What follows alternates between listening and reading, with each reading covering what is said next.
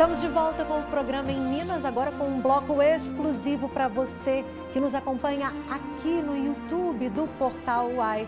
Quem está comigo hoje, Carlos Herculano Lopes, jornalista, escritor, membro da Academia Mineira de Letras. Gente, quantas coisas eu posso falar sobre o Carlos? Realmente, para mim, como jornalista, estar aqui frente a frente com você também é uma honra, viu, Carlos? E Carlos estava nos contando, inclusive no bloco anterior e agora, durante o intervalo, que ele está bem emocionado de estar de volta aqui, mas também não é para menos. Com o tempo que você teve, com a história que você trouxe, não tem como não se emocionar, né? Exatamente.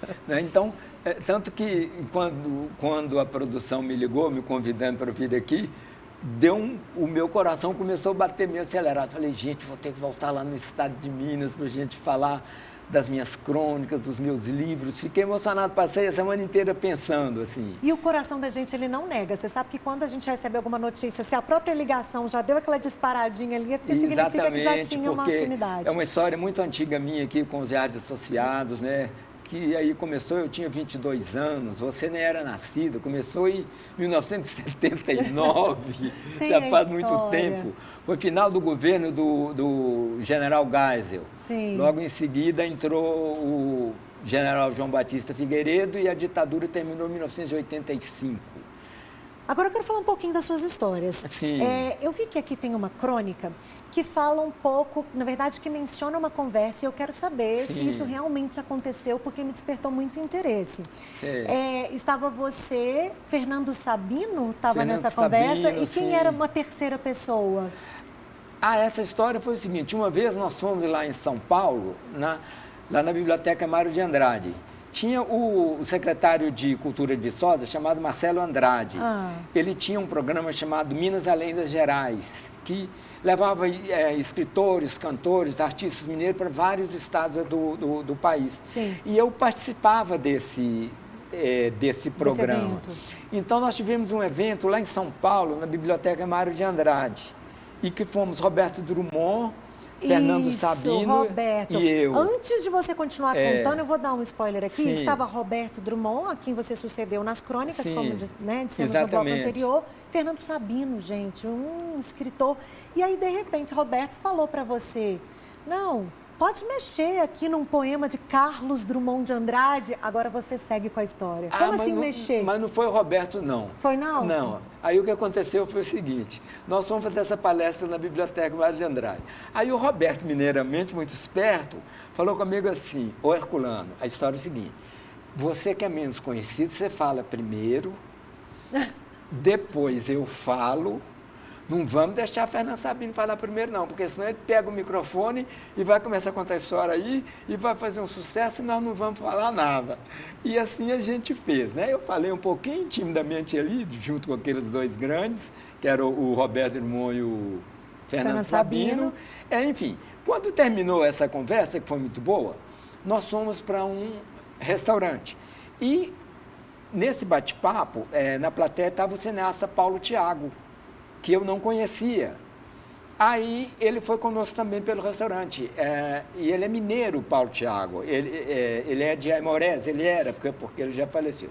Bem, aí estavam numa mesa, né? Estava o Roberto Drummond na frente assim, Fernando Sabino aqui, eu no meio, o Paulo Thiago. Aí o Paulo Thiago, em uma hora, virou para mim e falou assim, Herculano, eu vim aqui, porque eu li na Folha de São Paulo que vocês estariam aqui hoje. E eu vim aqui porque eu li os seus livros, eu já li o seu romance A Dança dos Cabelos e o Sombra de Julho e gostei demais. E eu sonho, cara, em fazer um filme sobre o poema do Carlos Drummond de Andrade, Caso do Vestido, do livro A Rosa do Povo.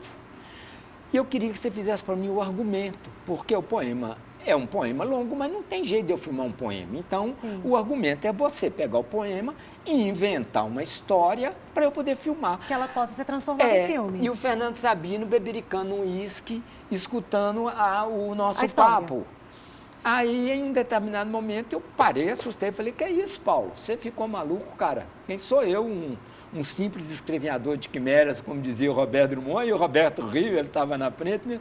Quem sou eu para mexer no poema do Carlos Drummond de Andrade? Não posso fazer isso de jeito nenhum, não tenho a menor competência para isso.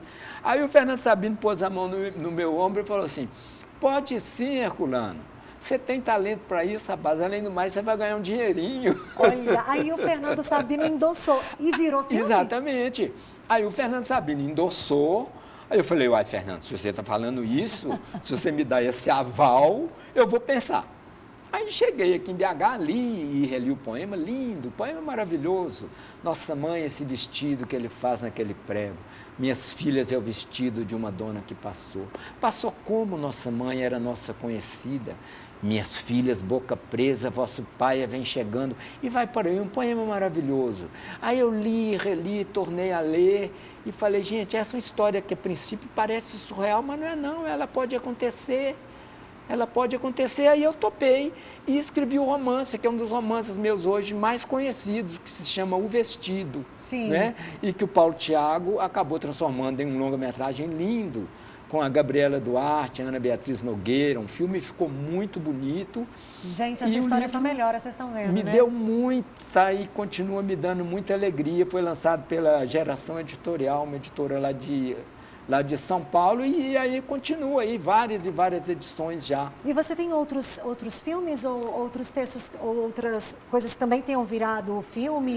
Sim, roteirizado? Tem um outro romance meu que se chama Sombras de Julho, que ele foi filmado por um cineasta carioca chamado Marco Altberg, né? Foi um filme também que na época foi muito bem recebido, com Otton Bastos. Tem só uma turma boa mesmo, da pesada no livro. Então, foi devido a ter visto esse filme, né, o Sombra de Julho, e ter lido o romance que o Paulo Thiago teve a ideia de me convidar para fazer o argumento do caso do vestido. E depois disso, né, eu tenho outro romance chamado Poltrona 27, que é um livro que eu conto as histórias, as minhas idas e vindas de ônibus a Coluna, minha terra, aonde eu vou praticamente todo mês. Então eu ia escutando muitas histórias dentro do ônibus, as pessoas do lado contavam casos, contavam histórias. Hoje o ônibus ficou silencioso, porque o Brasil mudou, né? O Brasil está mais silencioso, o Brasil está mais triste. Quando as pessoas não estão caladas, estão no celular. Mas nos meus primeiros tempos eu escutava muitas histórias. Então um dia eu pensei, gente, eu estou perdendo um manancial incrível. Aí eu escrevi um livro chamado Poltrona 27, um romance. São as histórias que eu ouvia dentro do ônibus. E quando eu estava sozinho, as histórias que eu lembrava, que eu inventava. E também o mesmo Paulo Thiago fez uma série de 6 capítulos para o Canal Brasil, né, com esse livro. Do Poltrona 27. 6 episódios de 25 minutos cada um. Ficou lindo também. Gente, é muita história, são textos, são crônicas que viraram filme, que viraram livro, romance, poesia. Vou mostrar para o pessoal mais uma vez, 200 crônicas escolhidas é o livro que Carlos Herculano Lopes está lançando agora. Com 200 crônicas, são 462 páginas, gente. Para quem aprecia uma boa literatura, um texto bem escrito, uma história bem contada. Aí, ó, 200 crônicas para a gente tirar os olhos um pouquinho do celular, como disse aqui o Herculano, olhar um pouco para as histórias das pessoas, com uma boa literatura, fazer a gente olhar para a vida de novo, levantar a cabeça, olhar para as pessoas.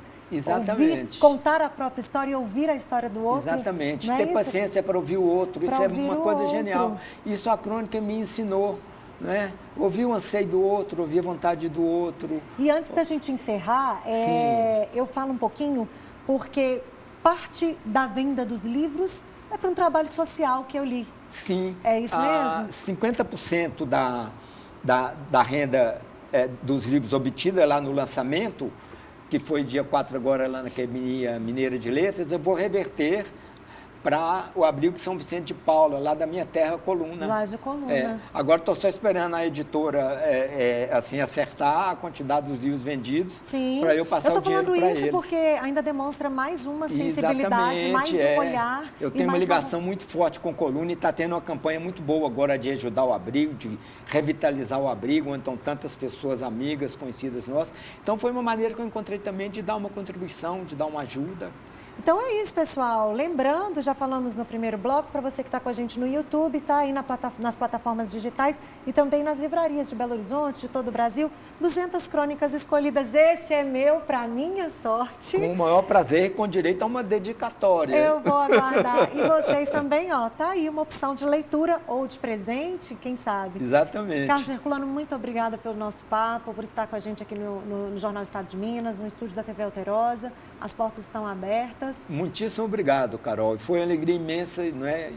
Voltar aqui na casa. Muita felicidade, vez, né? Muita alegria. A casa foi tão importante, continua sendo tão importante na minha vida. As portas seguem abertas. Gente, muito nosso obrigado. Programa em Minas fica por aqui.